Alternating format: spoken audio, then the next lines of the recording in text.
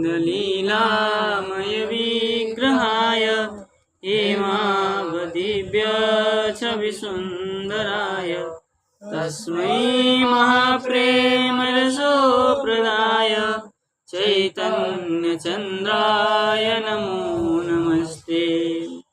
वही हमारा पाठ चल रहा था, क्या है, उपासना भेद से भगवान का मूर्ति भेद, है ना।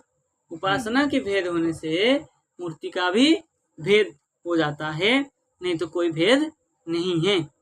विभूत्योपि एकत्व में ही विचार चल रहा है, लेकिन हम क्या करते हैं, विभूत्व जो देखते हैं हम वो क्या है, भिन्न भिन्न तो देखते हैं। भगवत विग्रह जो भिन्न भिन्न देखते हैं वो भिन्न भिन्न स्वरूप नहीं है, वो एक ही ईश्वर है। तो कैसे भिन्न भिन्न हुआ, मतलब उपासना भेद से, दृष्टि भेद से, साधक भेद से स्वरूप भेद हुआ। वास्तव में स्वरूप एक ही है, ठीक है ना। अब ऐसे भी देखा जाए तो गोविंद, गोपीनाथ, मदन मोहन ये तीन एक ही स्वरूप है। यही तो हुआ, एक विग्रह बनाया गया जो कि चरण जो है भगवान जैसा बना, बाकी स्वरूप नहीं बन पाया। दूसरा विग्रह बनाया गया तो वक्षस्थल जो है भगवान जैसे बना, बाकी अंग नहीं बन पाया। और एक विग्रह बनाया जो कि मुख जो है भगवान जैसे बना, बाकी शरीर नहीं बन पाया। तब अंत में कहा कि तीनों स्वरूप को जो दर्शन करेगा पूर्ण दर्शन होगा, तीनों मूर्ति को स्थापना कर दी गई। यही तो हुआ। तो क्या हुआ, यदि आज हम गोविंद की उपासना करते हैं, गोविंद और क्या है, गोविंद की उपासना करते हैं, गोपीनाथ और मदन मोहन का उपासना नहीं करते हैं मान लीजिए, तो क्या हमारा उपासना अधूरा हो गया? नहीं हुआ। क्यों? क्योंकि गोविंद भी वही ईश्वर है, गोपीनाथ भी वही ईश्वर है, मदन मोहन भी वही ईश्वर है।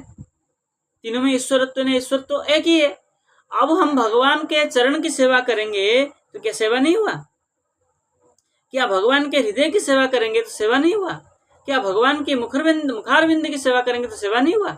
किसी अंग को भगवान की सेवा कर ले तो सेवा ही है, ठीक है नहीं। तो हमने गोविंद की सेवा किया तो मुखारविंद की सेवा किया, मदन मोहन की सेवा किया तो गोपीनाथ जी की सेवा किया, तो वक्षस्थल की सेवा किया, मदन मोहन का सेवा किया तो चरण अरविंद की सेवा किया।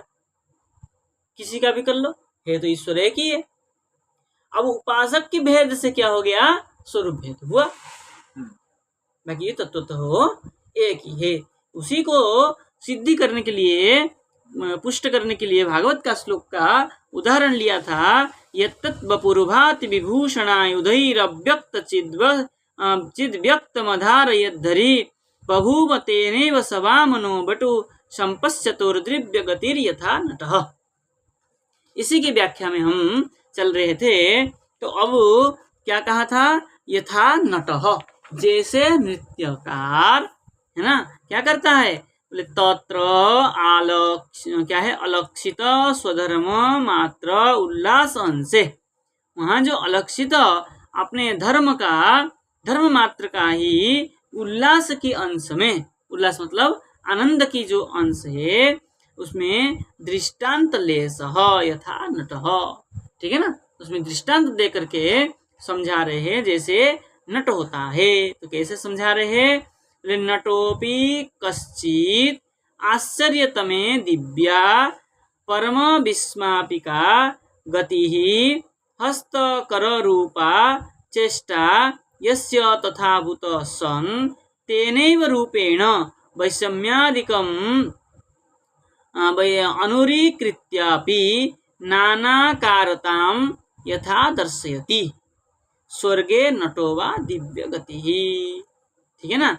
कह रहे हैं नटोपि, जो नाट्यकार होता है, नट होता है, वो क्या करता है, बोले कश्चिद आश्चर्यतमे, कोई आश्चर्य विषय को लेकर के, बोले दिव्या परम विस्मापिका, दिव्य मतलब कोई परम आश्चर्य विस्मय प्रसंग को लेकर के गति करता है अपनी नट भंगिमा के द्वारा।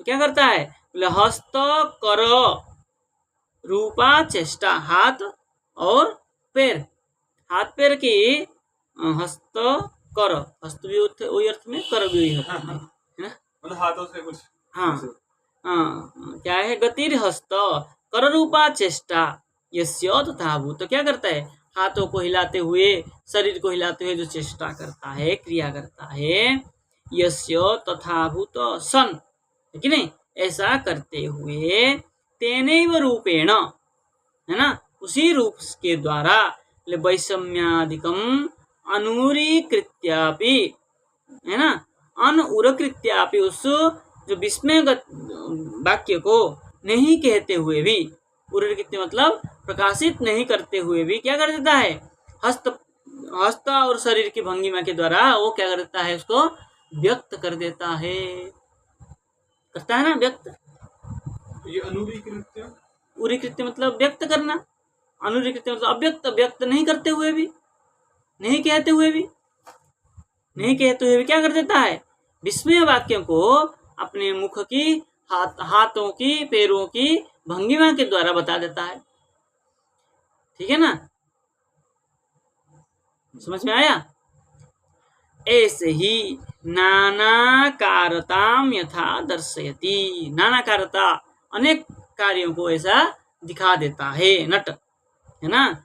स्वर्गे नटो वा दिव्य गति, स्वर्ग में क्या है, स्वर्ग्यो, स्वर्गः नटः, स्वर्ग्यः नटः वा दिव्यगति, स्वर्ग के जो क्या कहते हैं, अप्सरा आदि, है नाचने वाली आदि, वो दिव्य गति को दिखा देती है कि यूं करके दिखाया मतलब ऊपर की ओर गया, यूं करके दिखाया मतलब नीचे ओर गया।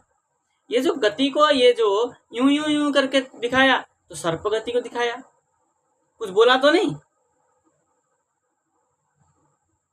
कुछ बोलते नहीं है,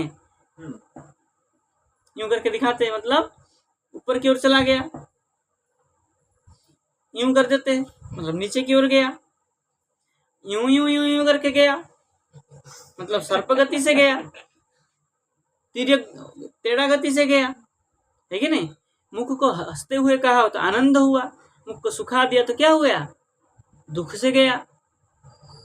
तो भाव भंगी के द्वारा प्रकट कर देता, बोलता कुछ भी नहीं है। मनुष्य का भाव वही से तो पता चल जाता है। नट क्या करता है, वही दिव्य गति को बिना क्या के और व्यक्त करते हुए सब भाग भंगिया बिता देता है नट।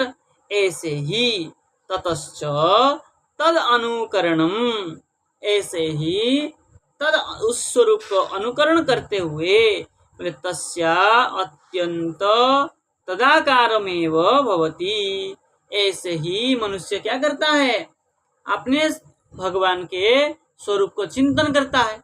अब जिस प्रकार चिंतन करता है उसी प्रकार एक स्वरूप को देखता है। वहां कुछ बोलता तो नहीं है,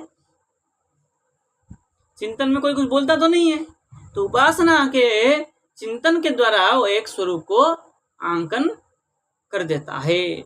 अत्र परमेश्वरम बिना अन्यस्य सर्वांगे तादृशत्वाभावात्, बोले यहाँ पर परमेश्वर के बिना, परमेश्वर को छोड़ करके, भगवान को छोड़ करके और किसी का सर्वांग में तादृशत्व भावात्, और किसी का भी क्या है इस प्रकार दिखता नहीं है।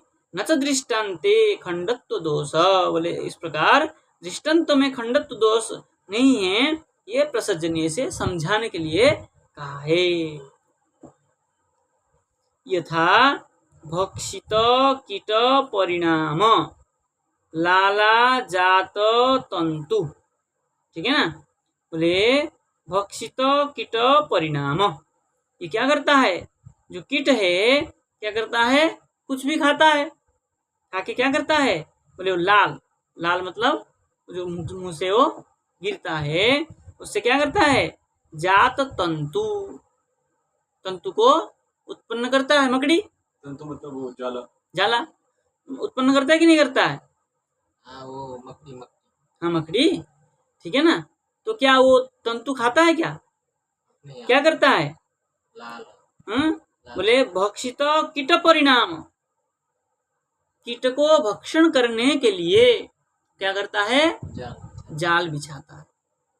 तब क्या करता है, बोले साधनेपि क्या है, ऊर्णनाभ। ऊर्णनाभ मतलब वही मकड़ी क्या करता है उस, वो जब चाहता है तो निकलता है। हाँ।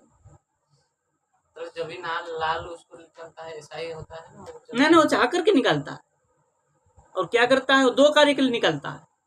ये जो लाल निकलता है और जंतु निकल बनाता है, दो कार्य के लिए। एक तो उसमें निकाल करके सोता है, विशेष होता है। हाँ, और एक वो कीट पतंग, छोटे मच्छर मक्खी आदि को खाने के लिए वो एक जाल बिछाता है, दो कार्य में बिछाता है, ठीक है ना। ऊर्णनाभ परमेश्वरस्य जगत सृष्टौ अनन्य साधकत्वे दृष्टांत।